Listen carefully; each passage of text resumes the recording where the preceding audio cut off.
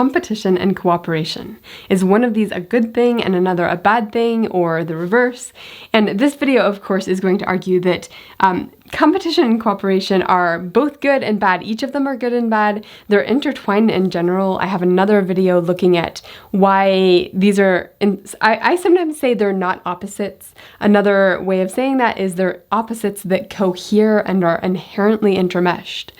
But I do think sometimes people think, okay, cooperation is an inherently generous and good thing, competition is an inherently bad thing, and other people think the reverse, where I want to point out, actually, you want to develop a more flexible way of thinking about good or bad. Anytime you intuit that something's good, you stop yourself and you're like, wait a second, are there ways that this could be bad? Are there situations where this could be bad?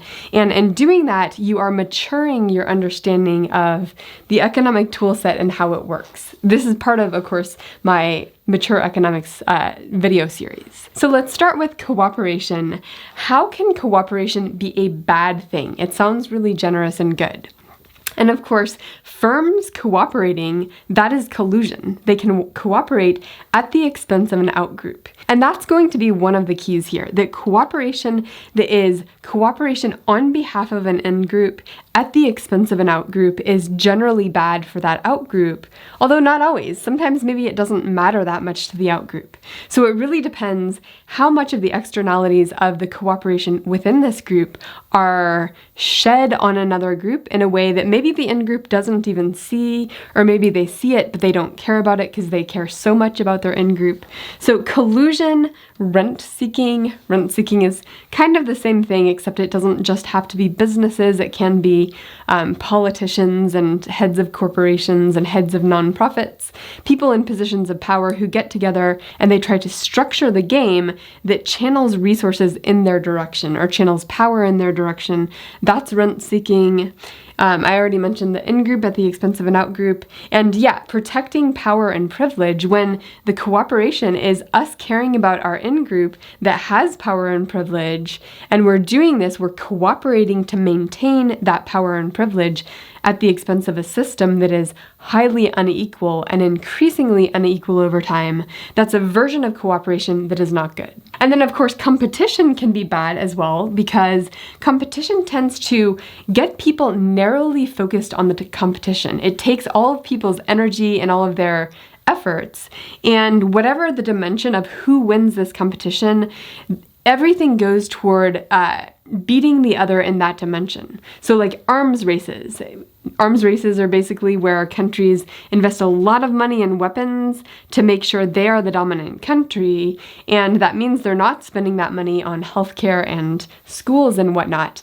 And because it's a competition between countries for who has the most weapons, both countries end up spending a lot of money on this dimension of competition, the weapons battle, and that crowds out other things those countries could care about. So competition does tend to narrowly focus people's efforts at the expense of other things that are not accounted for in that competitive frame. So yeah, competition tends to make people blind to the externalities that are not a dimension of the competition. Now, all of this depends on the structure of the game. Of course, what is the dimension of the competition? That's a meta structure to the game these players are involved with.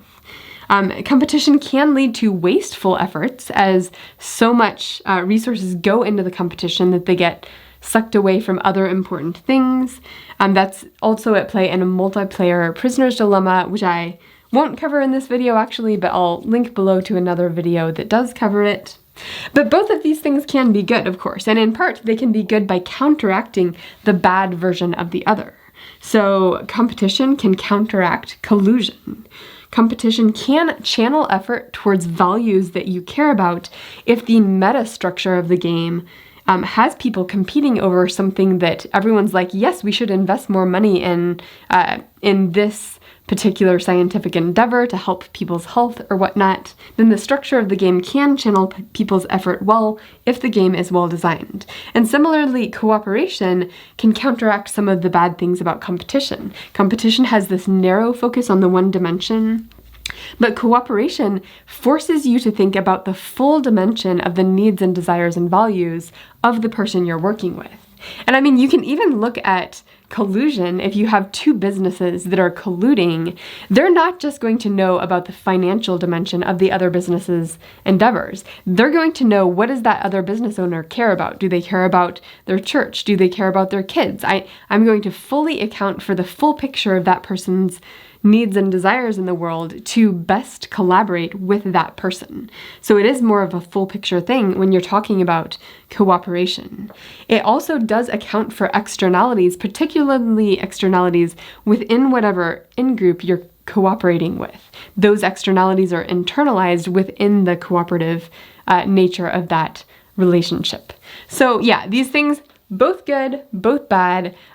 You can't separate them, and thinking about them in a more complex way is part of developing a mature understanding of economics.